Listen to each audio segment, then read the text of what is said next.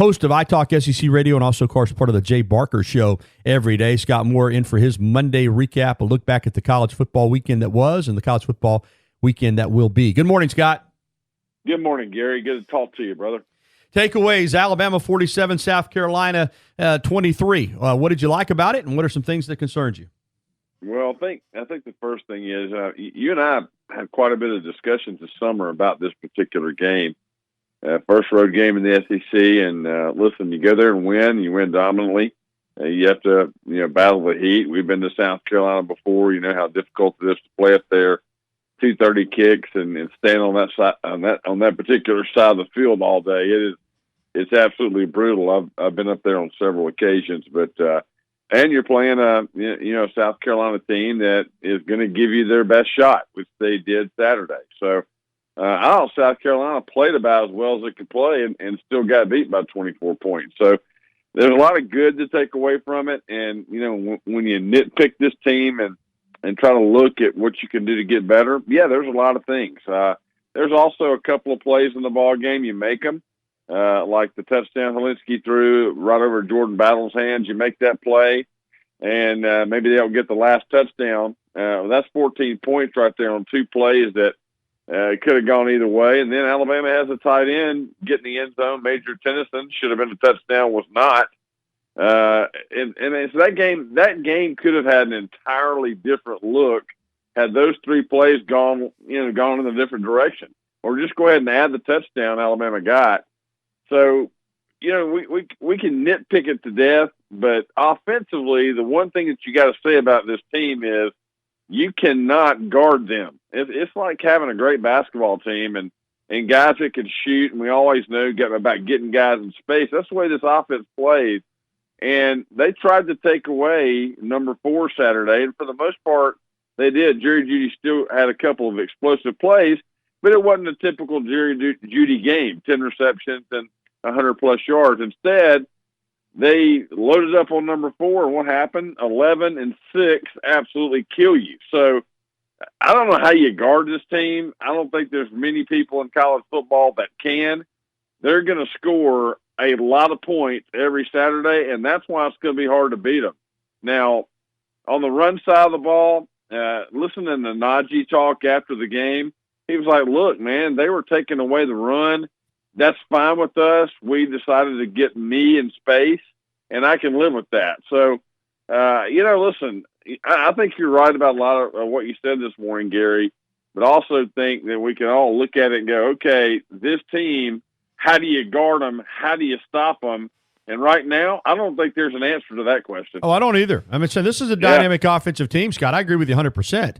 All that I'm saying is this is a team that plays a different way than Alabama's played in the past. Yeah, you have right. to adjust totally your right. thinking, okay? Yep. And you have to, when you have an explosive offense like this that scores this many points, which is awesome, it's going to impact your defense. I'm sorry, it does, okay? Totally. That's reality. Does. Everybody makes fun of Oklahoma. Oklahoma didn't set out to give up 40 points a game last year. It kind of evolved into that. They're trying to get stops, believe me. It stresses your defense, whether that's a good thing or a bad thing. I'm not arguing it. But it stresses your defense when your offense is this explosive, scores in 45 seconds, you're right back out there on the field, and you're playing 86 plays. That's a fact.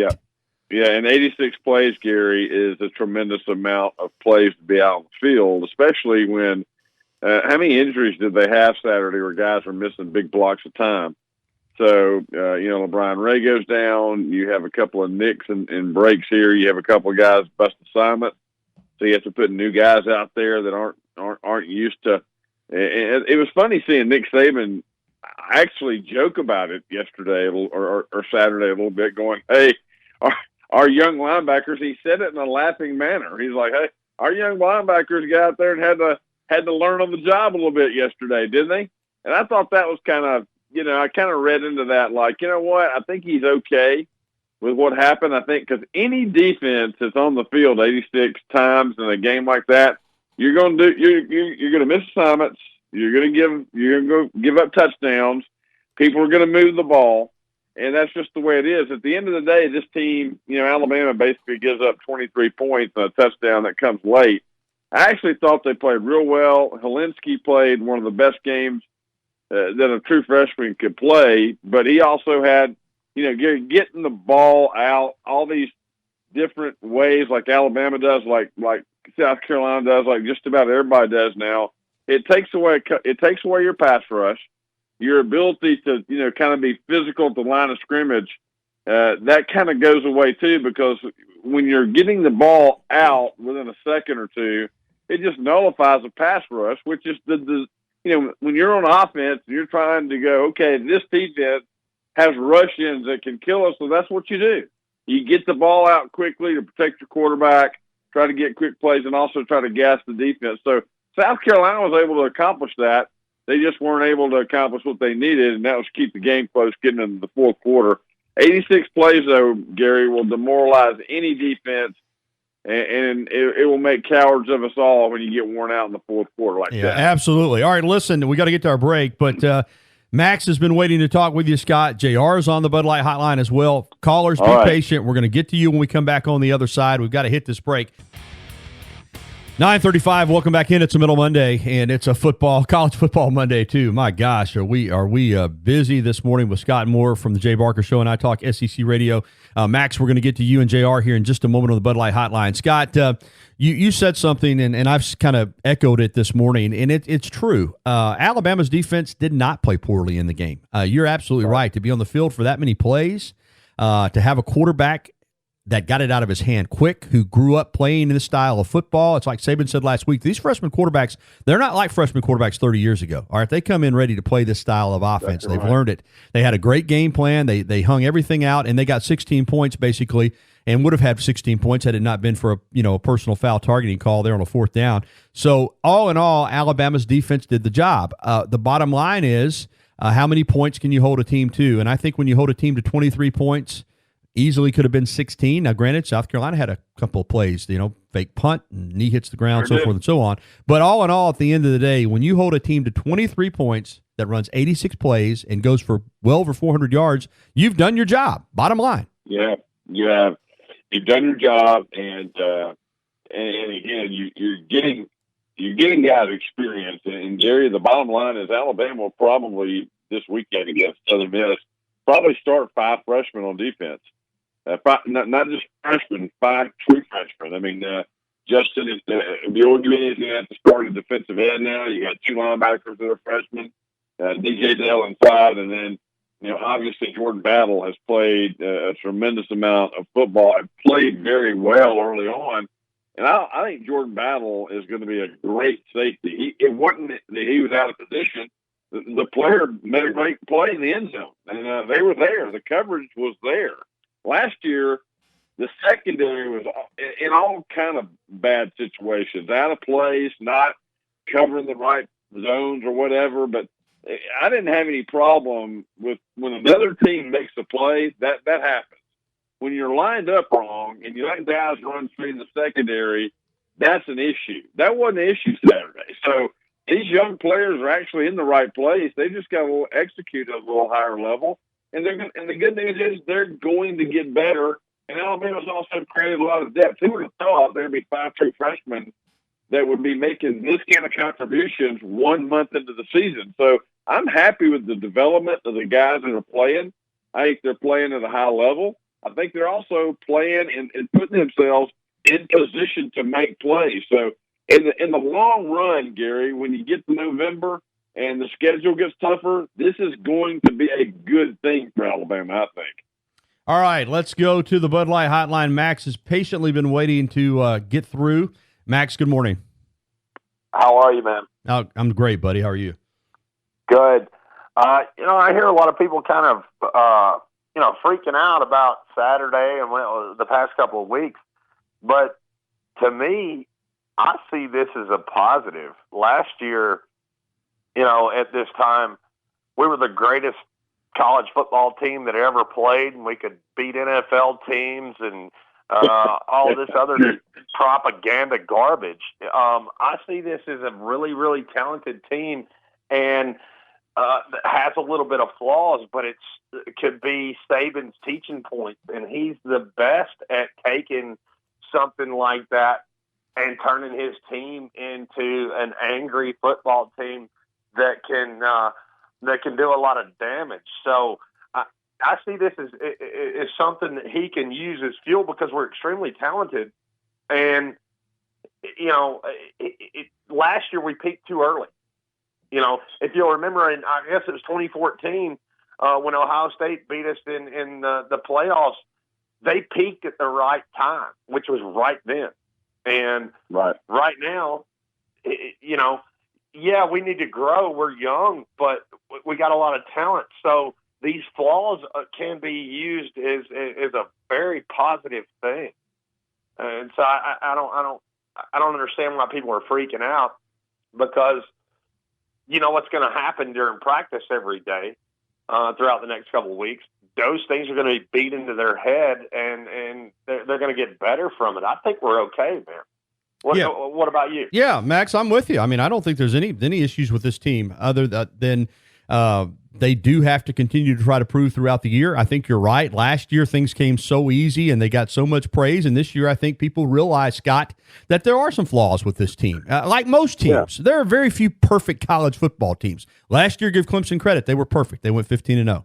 Alabama went 14-0 in 2009. But most of the time, you're going to lose a game or two. It's hard to win them all. This team has a lot of room for growth. I've said it all year long, Max and Scott, that this team has a higher ceiling than a lot of Alabama teams. Now, will they get there? I don't know.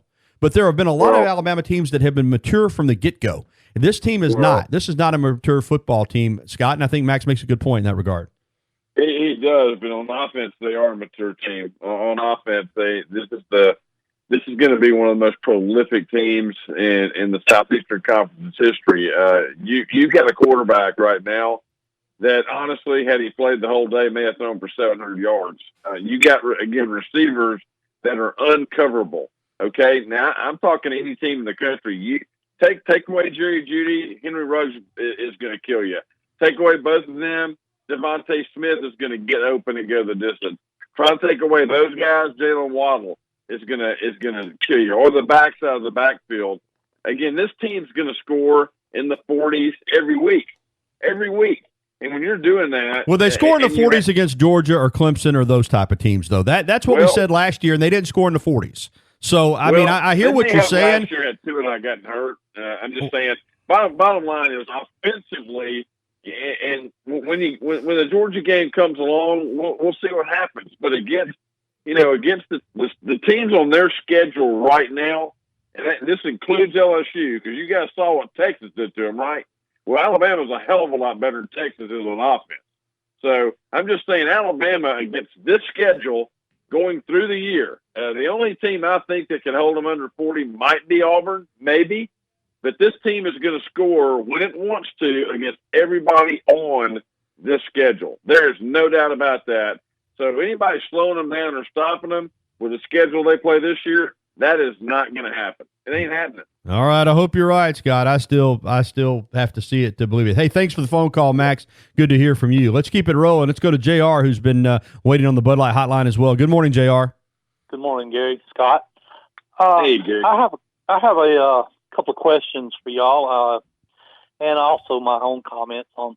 I feel like the defense is definitely going to make improvements, and where I feel like they need it the most right now, and what I witnessed on the last Saturday, was kind of some sloppy tackling, and I can understand where that is. That comes from when you have freshman starters out there, but and they will improve.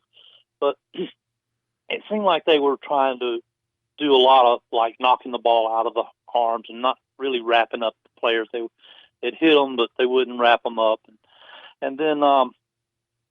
Also, that the pass rush needs improving, and because there's going to be times where we need to do just that, and so I just wondered what y'all's opinion on that was, and just wanted to hear you say. All right, JR, great question there, Scott. Let's start with the tackling because it was a little shoddy, and there's no denying it. You can't grab guys by the shoulder pads and try to pull them down.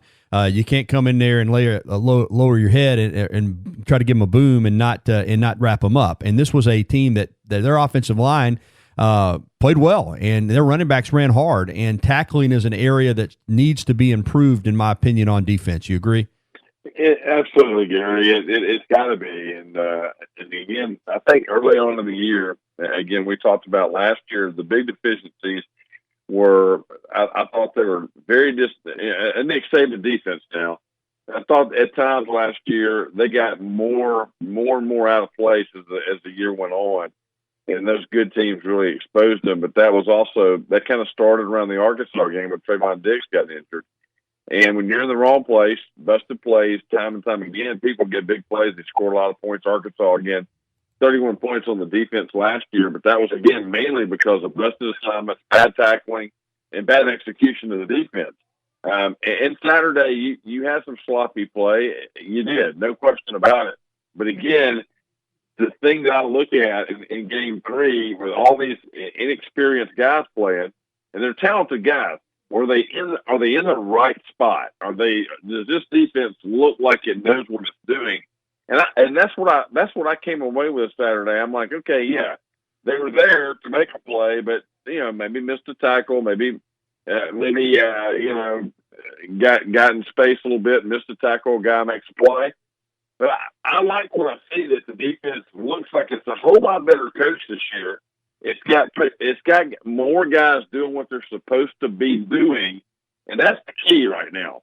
The guys understand this defense. Are they in the right spot to make a play? And that's what I see about this defense. And, man, they can get better with the tackling fundamentals. That's going to happen. But I think, Gary, they're in a much better position this year than they were last year. There was not a lot of busted assignments on Saturday. And that's what I keep kind of going back to about how that game went. And quickly on the pass rush, Scott, it's going to be okay. I think, again, I got to give South Carolina a lot of credit for that game plan, man. That freshman quarterback knew where he wanted to go with the ball. They had a lot of predetermined throws, and he got it out of his hand. And a couple times when he didn't get it out of his hand, Alabama got pressure. I think they're going to be all right there. It's tough to get pressure when it's 1, 2, 3 balls gone, right? So listen. When you get in formations like that, where you're throwing screens and draws and doing what they did, listen, when you go against a great defensive team that has a chance to get pressure, and make no mistake about it, Alabama's got 2 of the best rush-ins in the country. When you know that going in, Gary, that's how you're going to attack it. And South Carolina's got some good football coaches over there. So I thought their game plan was to negate Alabama's pass rush, try to keep them off Walensky and protect him so he wouldn't get beat up, and he still did get beat up. He got hit a lot Saturday. But listen, that's what you're going to be dealing with moving forward. I mean, every game plan Alabama's going to see going forward is going to be get the ball out quickly. And it started with Duke. Duke did the same thing. So, this is what we're going to be dealing with this year. But you're right, Gary. When they needed to get pressure on the quarterback, when he held it a little too long, he was getting killed Saturday and getting sacked. Alabama had a fumble on a sack recovery Saturday that led to 7 points. So, I think the team is fine right now, and they've got to get more physical in the offensive front. I'm sure we'll talk about that in the next segment. All right, yeah, we got to get to the break. Mac in Birmingham, continue to hold, please. We'll get to you. We got one more segment with Scott Moore. It is rocking and rolling this morning, and why not? I mean, we're into the season to the point now that you know what, it's getting real, and we're starting to see exactly what this Alabama team can be, what it is right now, and whether or not it's going to win a national championship. Southern Miss this coming weekend, I'm just going to be honest with you, going to not be much of a test. But after that, we're going to hit a stretch of SEC games. All right, we'll be back with more of our conversation with Scott Moore from iTalkSEC Radio on the Jay Barker Show. We'll get to Mac on the Bud Light Hotline. That's coming up next here on Tide 100.9, your home for Alabama sports. Tua waits for the snap, gets it, steps back, looks left, everybody's covered, throws, Najee, first down, he'll accelerate, he'll cut inside the defender, then leaves him in his wake at the 30, hurdles over a man at the 15, and he will take it in for a touchdown! Oh my goodness, one of the plays of the year early in this 2019 season. Najee Harris, it goes 43 yards, he stiff arms one guy, breaks a tackle. What a call by the great Eli Gold on Najee Harris's touchdown catch, his second. He is dynamic, no doubt about it. Incredible. Again, I'm not sure he is a terrific running back in the traditional sense of running between the tackles, but this isn't a traditional Alabama offense. This is an offense that is going to throw the football, and we saw it Saturday. Tua, 28 of 36 for 444, 5 touchdowns, no picks. That's, those are pinball numbers. Rushing wise, Alabama, 25 carries, 76 yards. That's 3 yards a carry. That's the first time in 69 games Alabama did not rush for 100 yards. And that's just the new reality. All right, we're back with Scott Moore. Let's go to the Bud Light Hotline. Mac has been patiently waiting to get through from Birmingham. Good morning, Mac. Good morning, Gary. How are you this morning? Doing well, thank you. Yeah, I thought they played pretty well. The defense, except if they would just clean up those penalties, man. I mean, that extra 3 or 4 times that we had to stay out on the field would have helped a lot. I mean, as far as tiring the guys out, and shortening those drives up, and it was pretty hot too. That would have helped him a lot, I think. And the tackling, the poor tackling, and the penalties, I think that's the biggest thing that they need to work on. The thing about, there's only one thing that really kind of got under my skin was why, when the South Carolina halfback knee touched on the way into the end zone. And that's okay. I mean, who knows if it actually touched or not? It looked like it touched to me. Some people didn't think it touched. But they kept having to rehash. They kept playing it over and over and over. The game should have been closer. All this kind of stuff. But when he got to Tennyson stepping out, they said he stepped out of bounds. He didn't. They played, even Gary Danielson said he didn't step out. But I wonder why they just showed that one time. They didn't emphasize that at all. Yeah, Mac. And I wonder why there wasn't a replay called on that by our coaches or something. I mean, Okay, let's get to it, Mac, because we're running out of time. Yeah, first of all, on the knee hitting the ground, I don't think that would have been overturned had it gone to replay. They did beat it to death, but that's the nature of it. They're wanting a competitive game on CBS. I don't think it's anything personal. I don't think there's any bias involved. When you play against Alabama, you're looking at everything that might give the other team a chance to make the game competitive for television, Scott. That's a reality. They still talk about Terrence Cody taking off his helmet on the Tennessee block, 10 years later.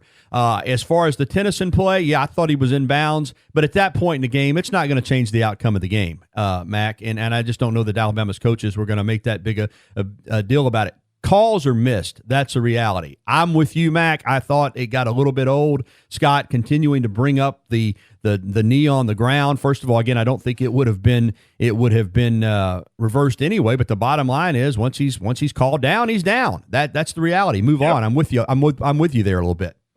Yeah, absolutely. And the game, it certainly would have made it closer, but. And they decided to go for it, and Will Muschamp needed points right there, no matter what. Yeah, he should have cooked the field goal for his team. That would have been the best play. Yeah, and that cost them. So I mean, when you're getting the ball back, Gary, in the second half, then you get points right there because that's 2 possessions in a row you're getting the ball. And against Alabama, you need every point you can get. So I thought Will Muschamp, that was kind of on him, and really not on anybody else but him. And so he can be mad all he wants, but he also had the opportunity to make the right call there, and he didn't do it. So, listen, there's plenty of things. The 15-yard penalty late in the ball game that you were going to get off the field there. You hit the quarterback up high. You give him another shot. They score a touchdown. So the game should have been over. I mean, and you make a bad play, undisciplined play on defense. So, but I thought it was an effort play. I didn't think he went after the quarterback, and I thought it was an effort play on Barmore, but listen, that's what happens in these kind of games. But again, you go on the road and win an SEC game by 24 points. You haven't lost to an SEC East school in 10 years. I mean, let's enjoy what we're seeing right now out of this team. At the end of the day, when you go back and look how Alabama's played early in the year, particularly since 2015, they typically struggle in these kind of games. And Gary, this team is so far ahead of where I think that other teams like this have been that turned out pretty well. So I like what we see right now. They're only going to get better. This offense is only going to get better. And when they get Deontay Brown back, and that's a big get on that offensive front, I think you're going to see the running game, the numbers go up because Alabama gets more physical on the offensive line when 65 gets back in there. All right, Scott, it's flown by, man. I appreciate it. We'll watch for you, or we'll listen for you on the Jay Barker Show at iTalkSEC Radio. And you can also follow Scott on Twitter at iTalkSEC. Wow, that flew by, didn't it, buddy? Yes, sir, man. I enjoyed it, Gary. It's always great to check in right. on Mondays and get things rolling, buddy. All right, thank you.